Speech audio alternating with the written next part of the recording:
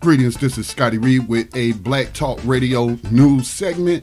And there's a couple of troubling stories that have come across the news wire. A couple of the stories that I will highlight on this segment is a severed head of a black man is found on a family's porch in Mississippi.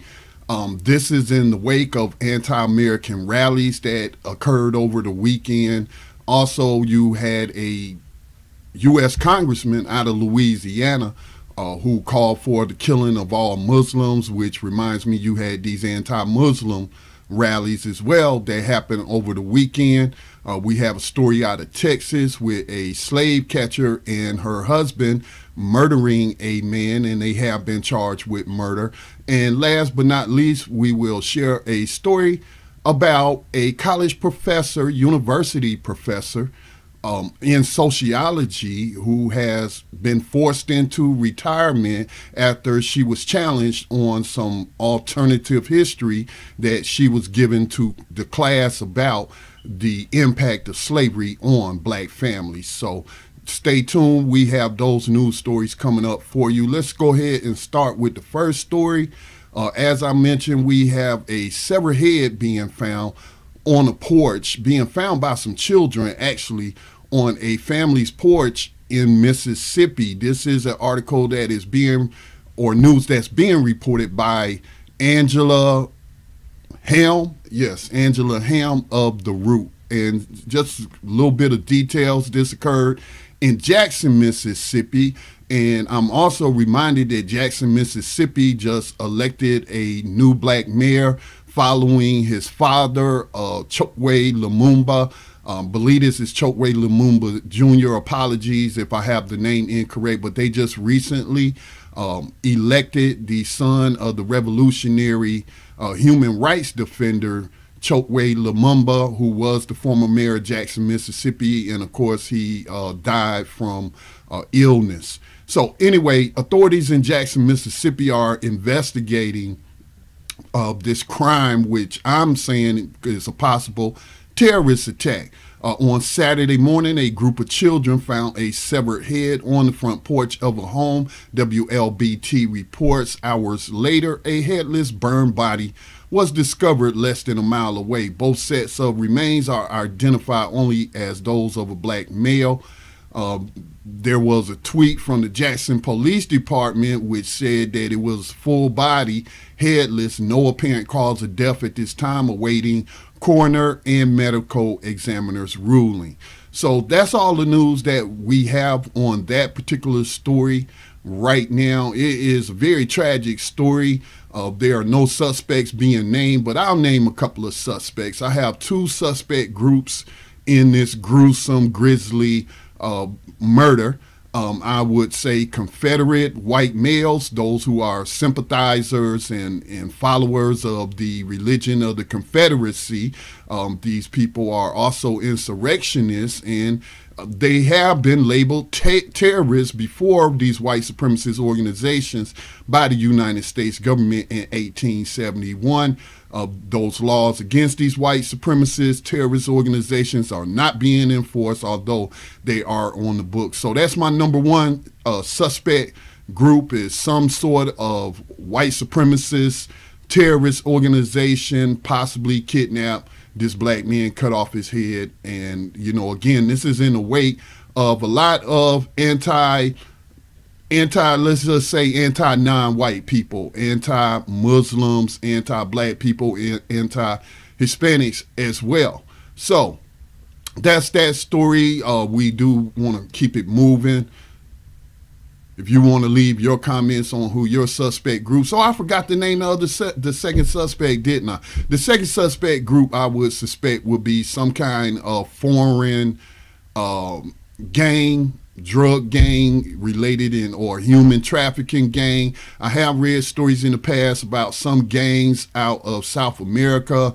Various nations may be practicing some kind of form of religion. I read a story about some teenagers hooking up with some gang members and being kidnapped and tortured and raped and some sacrifices to some kind of god that they was worshiping, some kind of idol they were worshiping. So those are my two suspects groups. I didn't mean to jump ahead of myself. That would be Confederate white supremacists groups or neo-Nazis, and also you would have your foreign drug cartels who may be involved in some kind of ritual religion where they are making sacrifices. So this is very gruesome.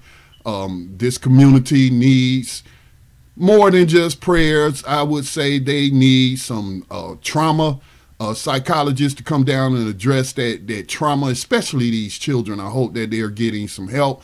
Then that community needs to come together and assess their security and just make an assessment there, and then work to root out whoever committed this heinous crime. All right, so as I was talking about earlier, I mentioned that all of this is in the wake of all of this white supremacist activity, which has really been on the rise since the election of Donald Trump, or really we can go back to when he was running his campaign. And it's well documented, the white nationalist support that he had then as president. We have him laying a wreath at the grave site at a birthday party for a ex-president who was also a racist and was a slaver. That would be Andrew Jackson. So this is the climate that we're seeing. We also see that they are angry from this story. Also from the root, we had these un-American terrorists, I call them anti-American terrorists, who don't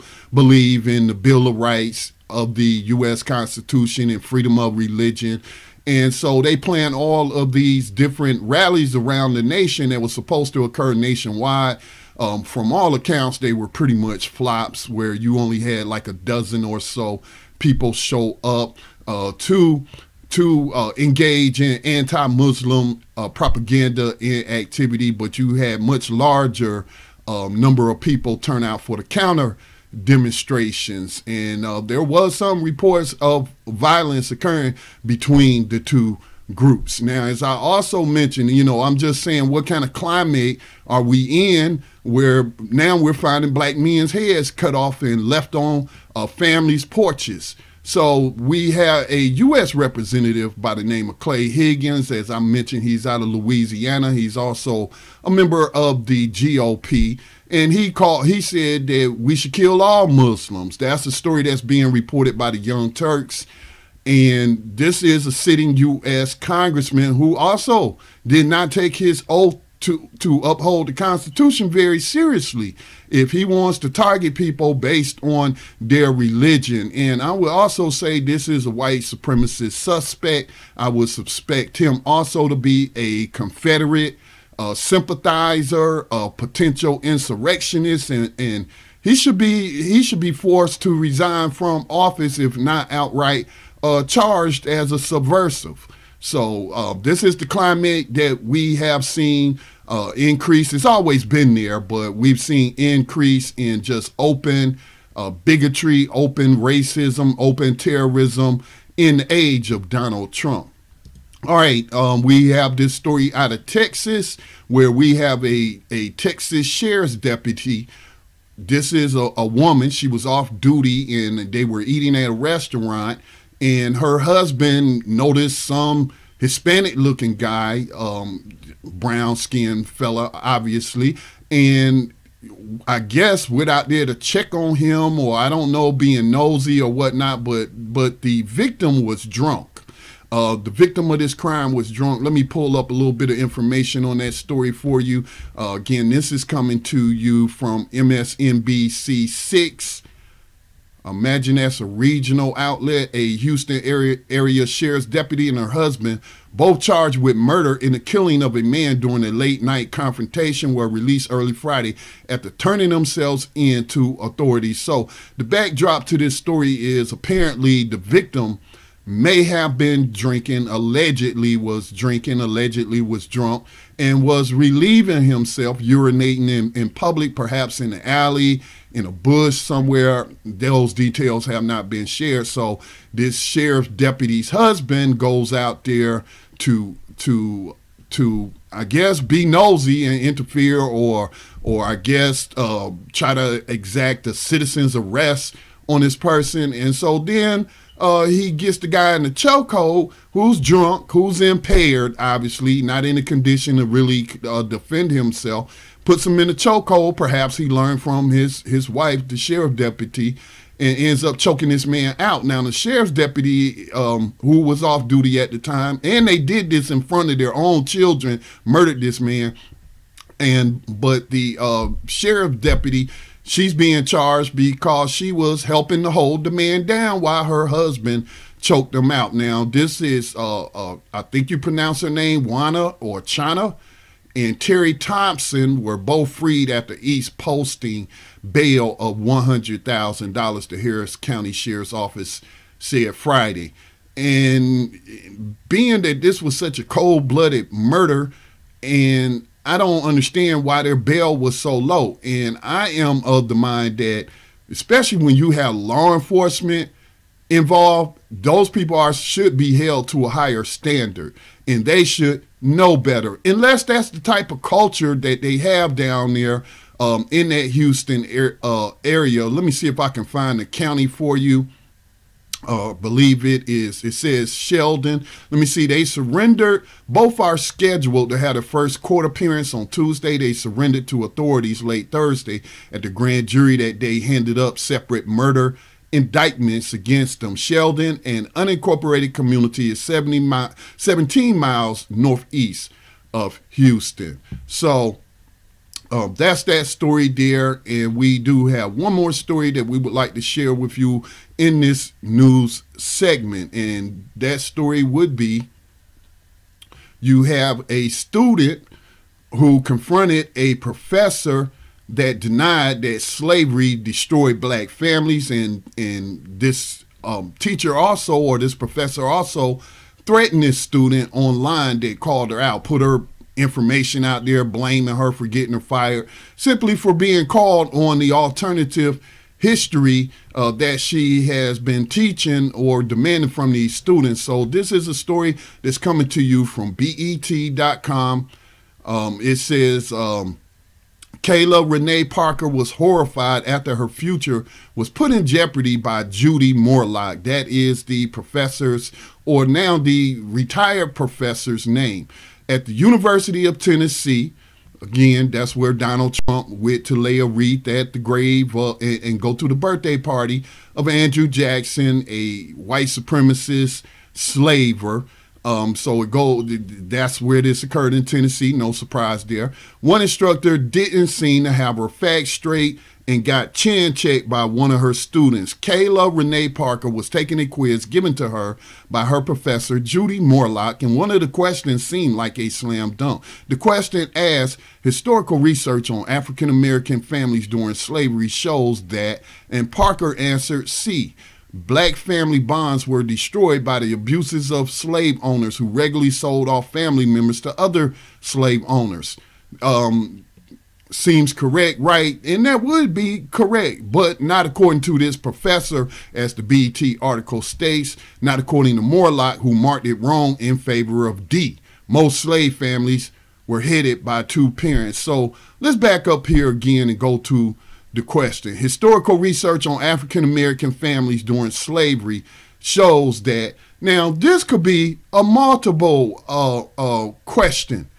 Look, I mean, multiple answers could be correct here. And so, but for her to make this answer or mark her answer incorrect when it has been documented how families were torn apart when, I mean, even enslaved Africans weren't even really allowed to get married. No slaver was recognizing any marital bonds between his property. And if he could sell one off and make a profit, then he would do so. Or if he's forced to break up families. This happened all the time. This even happened fresh off the boat. If families were captured, they would be broken apart on the slave trading blocks as soon as they got off the boat.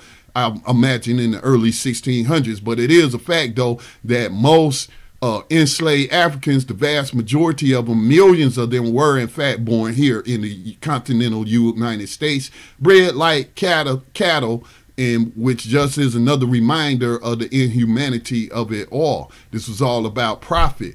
Do cattle owners concerned about breaking up, a cow from her calf? No.